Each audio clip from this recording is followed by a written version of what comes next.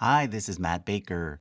Today I'm going to show you the entire family tree of the Bible, all the way from Adam and Eve to the time of Jesus. I have done previous videos featuring various sections of this tree, but I've never done the whole thing in a single video. So that's what I'm going to do today. And I'll be using the new version of our biblical family tree chart, which is now available as a poster from our website, usefulcharts.com. This version includes a lot of new features, so I'll be highlighting them along the way.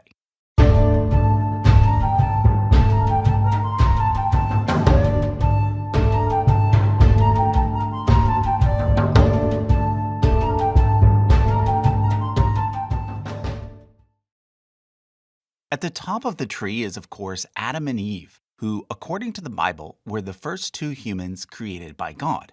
Their first two children were named Cain and Abel. But as you probably know, Cain kills Abel out of jealousy, and therefore Adam and Eve have a third son named Seth. And it is through Seth that the biblical story continues. Now, in a previous video, I got a lot of questions about who Seth married in order to have his children.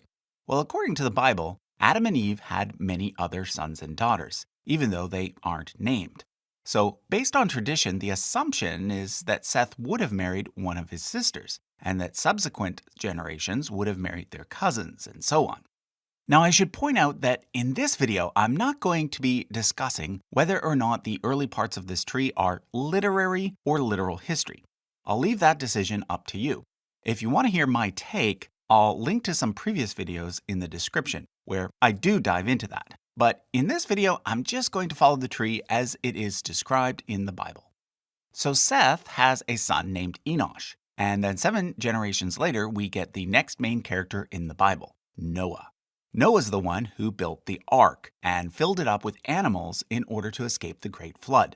At this point, everyone on earth dies, except for Noah and his wife, and their 3 sons and their wives. So there are 8 people in total who then go on to repopulate the earth. The Bible doesn't mention the name of Noah's wife or his daughters-in-law, but we do know that his 3 sons were named Shem, Ham, and Japheth. Shem has 5 sons, Ham has 4, and Japheth has 7, for a total of 16 grandsons for Noah. In most cases, the names of these 16 grandsons match the names of nations that would eventually form in the Near East, such as Asher, which corresponds to Assyria, Mizraim, which corresponds with Egypt, and Javan, which corresponds to Greece. But it is in the line of Shem's son Arphaxad that the Bible focuses on. He has a son named Selah, who has a son named Eber, which is perhaps the basis for the word Hebrew. 5 generations down from Eber, we get a man named Terah, who lives in Mesopotamia, which is modern-day Iraq. And he has 3 sons, named Abraham, Nahor, and Haran. Haran dies in Mesopotamia, and sometime after this, the rest of the family, including Haran's son Lot, decides to move to the land of Canaan, which God had promised to Abraham and his descendants. Canaan basically corresponds to modern-day Israel and Palestine. Terah dies along the way in Syria, and this is where Nahor decides to settle. However, Abraham and Lot continue on to Canaan. Abraham's main wife was a woman named Sarah, and eventually we learn that she is also his half-sister. So presumably, she was a child of Terah through a different mother. Sarah has trouble having a child, so she gets Abraham to marry her servant Hagar, who gives him a son named Ishmael. But eventually, Sarah has a son as well, miraculously, at age 90. That son is named Isaac and becomes Abraham's main heir. After Sarah dies, Abraham then marries for a 3rd time to a woman named Keturah, and they have several sons, one of whom is named Midian. Isaac ends up marrying Rebekah, who is the granddaughter of Nahor, and thus is his first cousin once removed. Together, they have 2 sons, Jacob and Esau. Jacob, whose name is later changed to Israel, becomes the progenitor of the Israelites, which is why Abraham, Isaac, and Jacob are known as the 3 patriarchs, or fathers. However, before we look at the Israelites, let me point out some other people groups who, according to the Bible, were distantly related to them. Later, once the kingdoms of Israel and Judah are established, their closest neighbors will be the kingdoms of Moab, Ammon, and Edom. According to the Bible, the Moabites and the Ammonites are the descendants of Lot, whereas the Edomites are the descendants of Esau. Further south are the Midianites, who, as you probably guessed, are the descendants of Midian. And then below them are the Arabs, who are the descendants of Ishmael. According to Islamic tradition, Muhammad is a descendant of Abraham's son Ishmael, whereas Jesus is a descendant of Abraham's son Isaac, which is why Judaism, Christianity, and Islam are known as Abrahamic religions. I should also point out Job at this point. The Bible is not clear on exactly how he connects to the tree, although he is generally thought to fit in sometime during the period of the patriarchs. Okay, let's now look at Jacob and his 12 sons. Jacob marries two sisters, Leah and Rachel, who are the daughters of Rebekah's brother, Laban. This makes Laban his uncle, and his two wives his first cousins. He also has children with Leah and Rachel's two servants, Bilhah and Zilpah. Each of Jacob's 12 sons becomes the progenitor of one of the 12 tribes of Israel. Out of the 12, the two most important end up being Levi and Judah, which is why they get special colors. So note that from this point onwards, red is used for the tribe of Levi, blue for the tribe of Judah, and yellow for all the other tribes. However, before we move on, I should point out Joseph, the firstborn of Jacob's favorite wife, Rachel. He's the one who is sold by his brothers and then winds up in Egypt, where he becomes second in command under the Pharaoh. The Bible doesn't tell us the name of that Pharaoh, but the context suggests that the Joseph story might be connected to the 15th dynasty of Egypt, which is when a Semitic group known as the Hyksos ruled the Nile Delta. While Joseph is ruling in Egypt, there's a famine in Canaan, and therefore Jacob's entire family ends up moving to Egypt, where they reunite with Joseph. Note that in Egypt, Joseph becomes the father of Ephraim and Manasseh, which is why in the Bible, the tribe of Joseph is actually considered to be two tribes, the tribe of Ephraim and the tribe of Manasseh.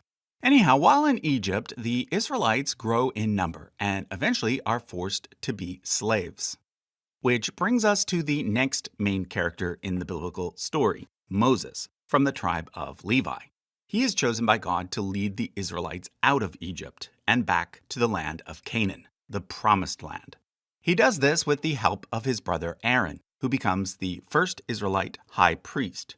The story of the Israelites' escape from Egypt is called the Exodus, and it involves several famous events such as the parting of the Red Sea and God giving the 10 Commandments. Now, once again, the Bible does not tell us the name of the Pharaoh involved in the Exodus story. However, the two most likely candidates are Thutmose III, if you choose to follow the timeline literally, or Ramses II, if you choose to go by context.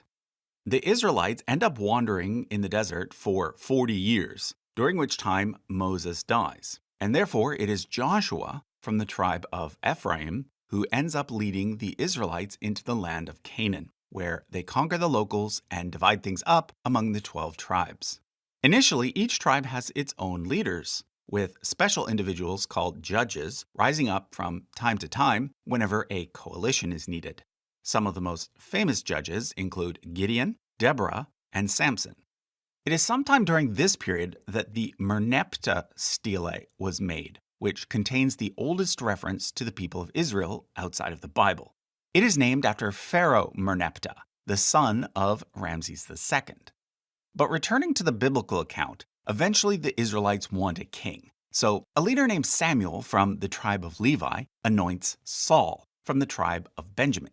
Note that Samuel, like Moses, is called a prophet. A prophet being someone who receives messages from God and communicates them to the people. So Saul becomes the first king of the Israelites. But God ends up being unhappy with him and later instructs Samuel to secretly anoint a boy named David from the tribe of Judah as his replacement. As a boy, David serves as a musician for Saul and then becomes popular with the people after killing a giant named Goliath. Eventually, Saul gets jealous and David has to go into hiding, even though David is best friends with Saul's son Jonathan and also ends up marrying Saul's daughter Michal. In the end, Saul and Jonathan die in battle, and David becomes king, although initially he was only king of his own tribe, as Saul's son Ishbosheth becomes king over the rest of Israel. But eventually David defeats Ishbosheth and becomes king of all 12 tribes.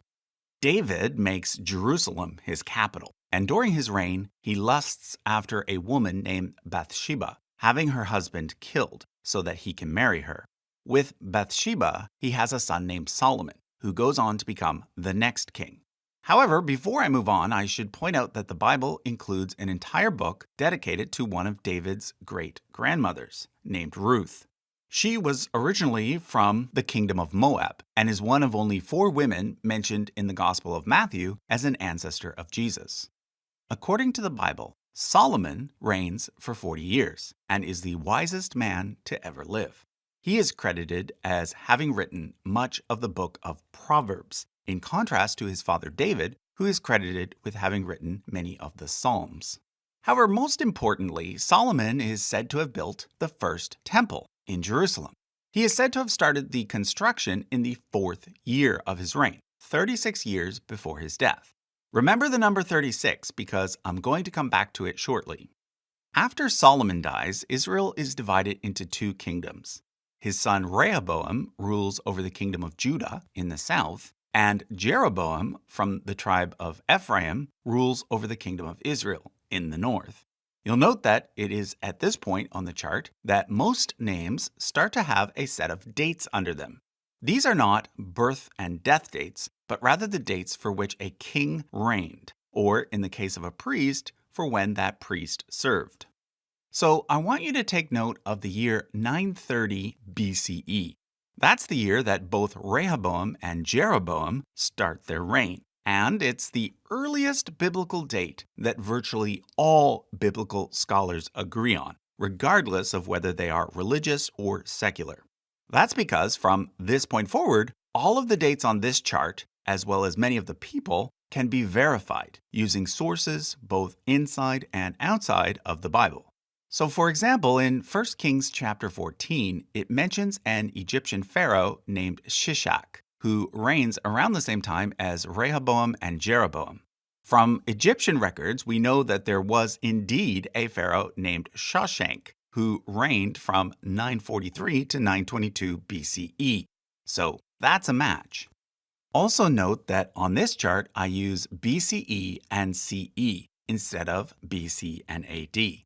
Basically, these 2 sets of terms can be used interchangeably. So whenever I say BCE, know that it means the same thing as BC. Nowadays, BCE and CE are the standard terms used in academic publishing. So that's why I use them instead of BC and AD.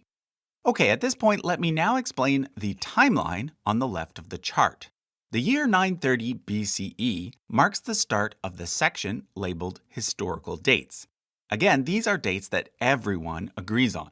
However, above this, I've also included some speculative dates, which I've labeled Christian literalist dates.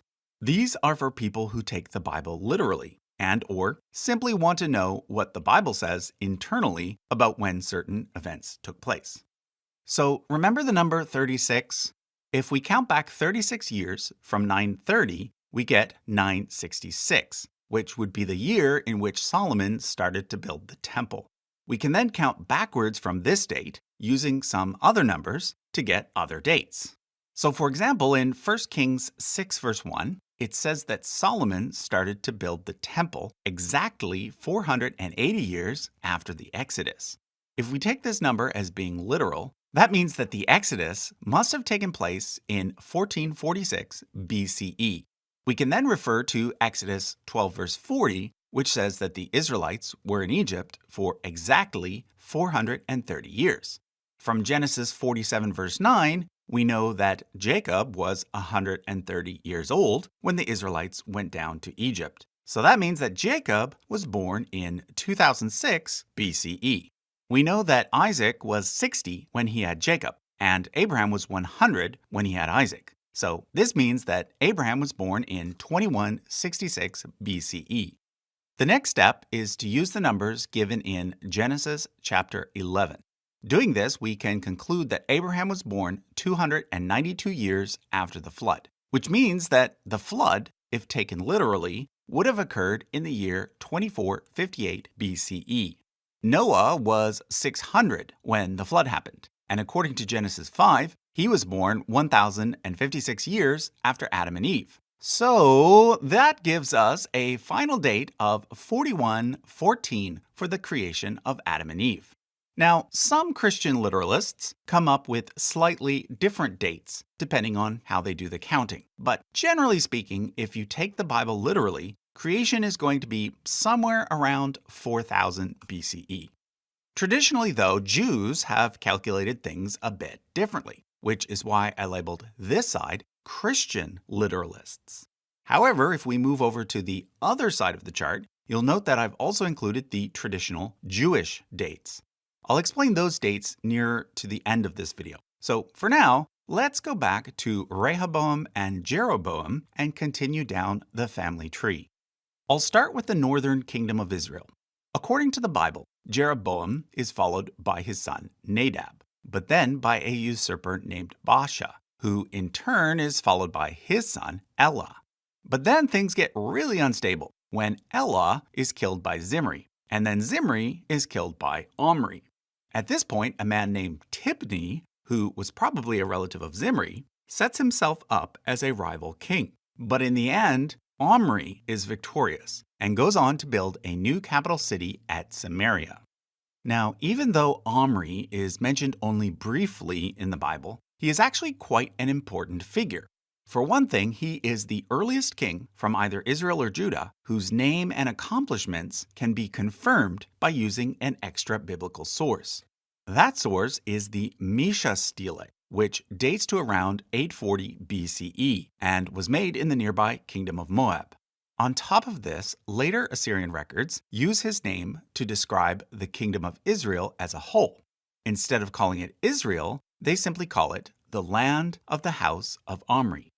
Omri is followed by Ahab, who the Bible does have a lot to say about, mostly negative things. His evil deeds are mostly blamed on his wife Jezebel, who is a Phoenician princess. It is during their reign that the prophet Elijah is active. Also around this time, the kingdom of Aram Damascus, in what is today Syria, comes into conflict with Israel. We know about this conflict from both the Bible and from other sources. One of the most important archaeological finds in terms of the Bible is the Tel Dan stele. It was commissioned by King Hazael of Aram Damascus and describes how he defeated Jehoram, the son of Ahab, but also Ahaziah from the house of David. So far, this is the only extra biblical reference we have that mentions David. Although, note that it doesn't give any biographical information about him, it simply mentions that one of his descendants, Ahaziah, was defeated by Hazael. Returning to the kings of Israel, we know from the Bible that Jehoram was followed by Jehu, who may have been a member of the house of Omri from a different branch. He holds the distinction of being the only king of either Israel or Judah for whom we have a contemporary depiction. An Assyrian record called the Black Obelisk shows him bowing down to Shalmaneser III, which indicates that Israel became a vassal of Assyria at this point, probably in return for Assyria helping them to defeat Hazael.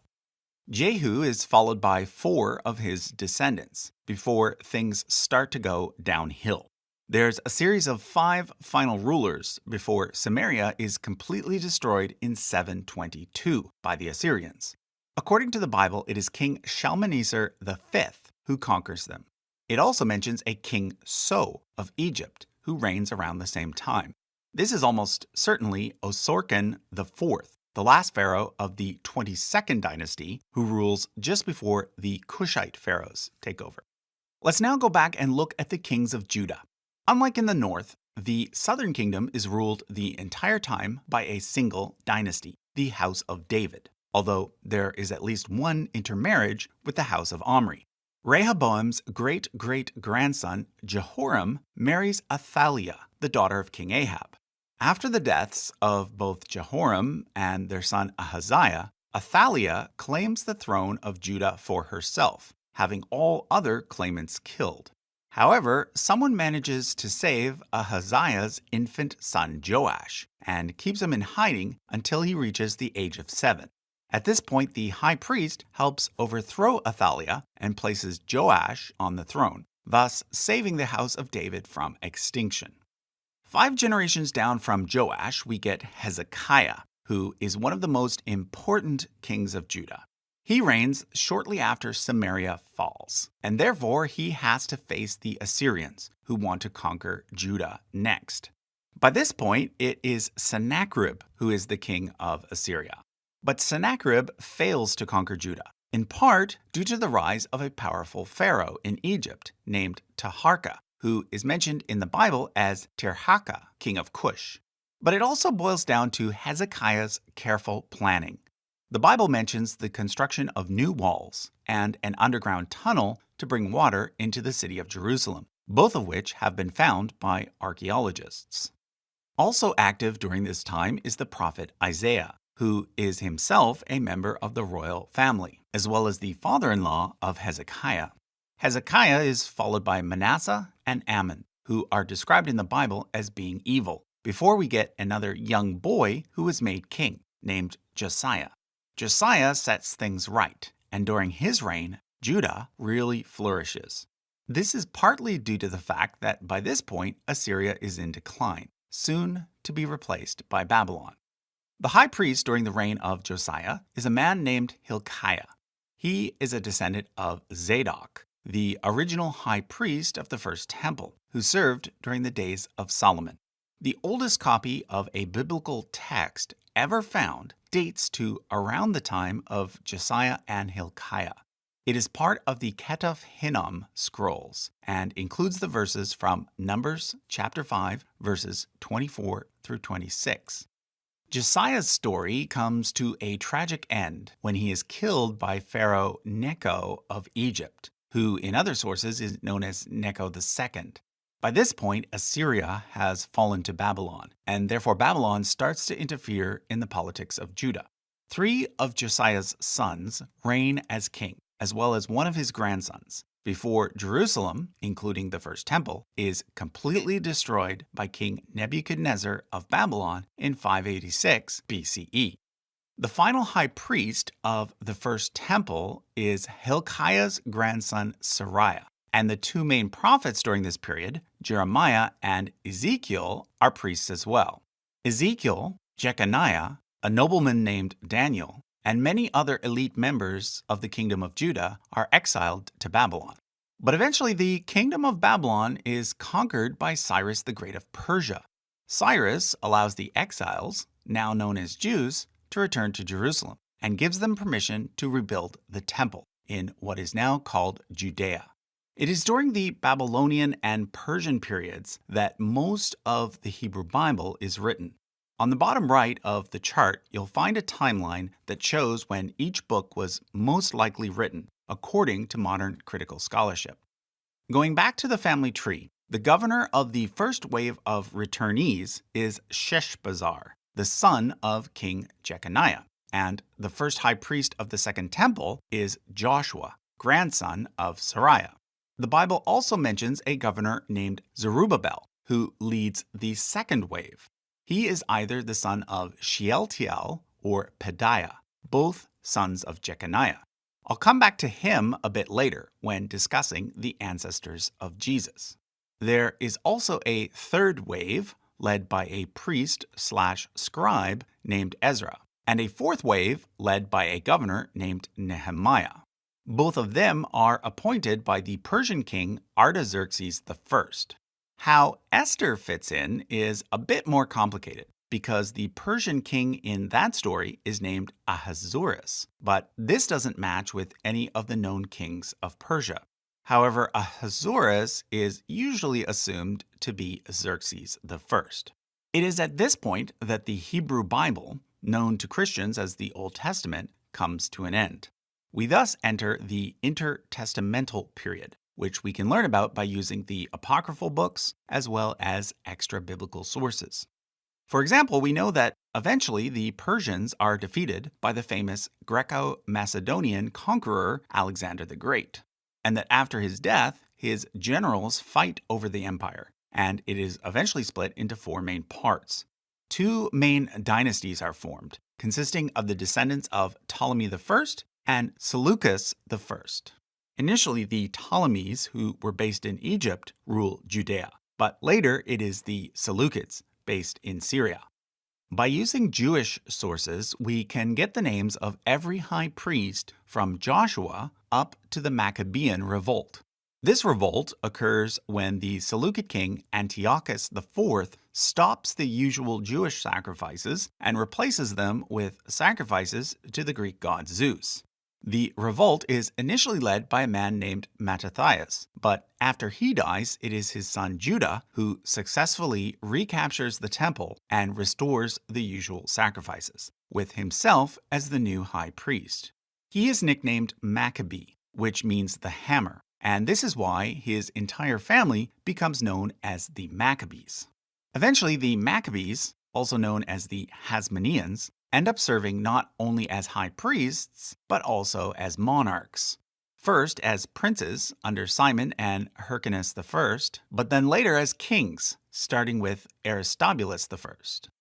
During this period, a legislative body known as the Sanhedrin is also formed, led by a pair of leaders known as the Zugot. This consists of the Nasi, who was sort of the president, and the Av Beit Din, who was sort of the vice president.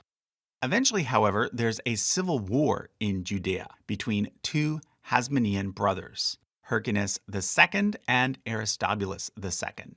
Rome intervenes, and in the process, Judea becomes a client state of the Roman Republic. In addition to this, the Hasmonean dynasty is eventually replaced with the Herodian dynasty, Herod the Great being the husband of one of the last Hasmonean princesses. At this point, the monarchy and the high priesthood is split, with the high priests now getting the job by appointment instead of by inheritance. It is during the reign of Herod the Great that Jesus is born. The New Testament tells us that he is related to a fellow preacher named John the Baptist through their mothers, Mary and Elizabeth. According to Catholic tradition, Mary's mother's name was Anne, and presumably Anne and Elizabeth's mother were sisters, making Mary and Elizabeth first cousins and Jesus and John the Baptist second cousins. Genealogically speaking, the New Testament has more to say about Jesus' adoptive father, Joseph. According to the Gospel of Matthew, Joseph was the son of Jacob, whereas according to the Gospel of Luke, Joseph was the son of Heli. A different set of ancestors is given for these two individuals, leading most Christians to assume that one line must actually be the line of Mary. Usually, Luke's account is considered to be based on Mary's ancestry, whereas Matthew's is considered to be based on Joseph's, although there are those who argue for the opposite. In both cases, though, Jesus' ancestry is traced back to Zerubbabel, although note that Matthew provides half as many names between Zerubbabel and Jesus than Luke does, meaning that Matthew may have left out some generations. We know for a fact that he does skip generations elsewhere in his genealogy. For example, he leaves out Ahaziah, Joash, and Amaziah, jumping straight from Jehoram to Uzziah. This is probably for stylistic reasons, so that his entire list can be divided into 3 sets of 14 names. Matthew also replaces Asa with Asaph and Ammon with Amos, again, probably for stylistic reasons. Amos was a prophet, and Asaph was a writer of Psalms, so this is probably a nod to the 2 sections of the Hebrew Bible that follow the Torah, the prophets and the writings. Luke, on the other hand, gives a completely different set of names between David and Zerubbabel. Whereas Matthew has Jesus descending from David through Solomon and the subsequent kings of Judah, Luke has him descending from a previously unknown son of David named Nathan, followed by a bunch more previously unknown names. The final thing to note about Luke's account is that he adds an extra generation here between Hezron and Amminadab, and also here between Arphaxad and Selah. Like with Matthew, this may have been done for stylistic reasons. Overall, Luke's list of ancestors has 77 names, which is 7 times 11. Let's now go back to Herod the Great. When he dies, his kingdom is divided into 4 parts, each ruled by a tetrarch. However, his son Herod Archelaus gets the main part, which is Judea. He rules for 10 years, after which the monarchy is abolished, with Judea becoming a Roman province instead, ruled by a governor. This is why, by the time that Jesus is crucified, the person who sentenced him to death is Pontius Pilate, who acts on behalf of the Roman Empire. Also take note that the Herod mentioned in connection with the beheading of John the Baptist is neither Herod the Great nor Herod Archelaus, but rather Herod Antipas, who married his niece Herodias. About a decade after the death of Jesus, the Judean monarchy is briefly restored, with Herod's grandson Agrippa I being placed on the throne, followed by Agrippa II. In the New Testament book of Acts, Agrippa I is called Herod, whereas Agrippa II is simply called Agrippa. Another person mentioned in the book of Acts is a Jewish teacher named Gamaliel. According to the Bible, Paul studied under Gamaliel before his conversion to Christianity. From Jewish sources, we know that Gamaliel was the grandson of Hillel, who was another important Jewish scholar who lived just prior to the time of Jesus. In Jewish literature, the teachings of Hillel are often contrasted with the teachings of Shammai, who lived at the same time. Hillel served as Nasi of the Sanhedrin, whereas Shammai served as the Av Beit Din. The final event I want to point out on this chart is the destruction of Jerusalem, including the Second Temple, in 70 CE. The leader of the Sanhedrin at this point is Simon, the son of Gamaliel. Both he and the final high priest are murdered during the destruction, and afterwards the oversight of Jewish law passes to a man named Yohanan ben Zakkai, who sets up the first rabbinical school in the nearby town of Yavne. I also want to point out the Babylonian exilarchs. These were a line of men living in Babylon and later Baghdad who led the Jewish community there as the senior heirs of the house of David. Like Jesus, they trace their descent from Zerubbabel, and thus to the final kings of Judah as well. Records of their existence extend all the way to the year 1258. Okay, the last thing I want to do is explain why the Jewish traditional dates, shown on the top right of this chart, differ from the Christian literalist dates, shown on the top left. Basically, the Jewish calendar is based on the year 70 CE, which, as I just mentioned, was the year that the Second Temple was destroyed. According to Jewish tradition, the Second Temple stood for 420 years, and the First Temple for 410 years, with 70 years in between.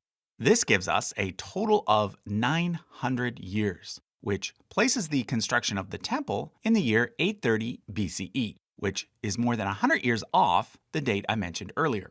If we count back 480 years from 830, we get the date 1310, which is the traditional Jewish date for the Exodus. Again, more than 100 years off the date that most Christian literalists use. But it's the next part where the Jewish counting really differs. As I mentioned earlier, Exodus 12 verse 40 mentions that the length of time that the Israelites lived in Egypt was 430 years. However, according to the rabbis, the original verse read, "The length of time that the Israelites lived in Egypt and Canaan was 430 years." This means that if we count back 430 years from the Exodus, we come to the year that Abraham went down to Canaan, rather than the year that Jacob went down to Egypt. This cuts a further 215 years off the timeline and puts the birth of Abraham at 1815 BCE.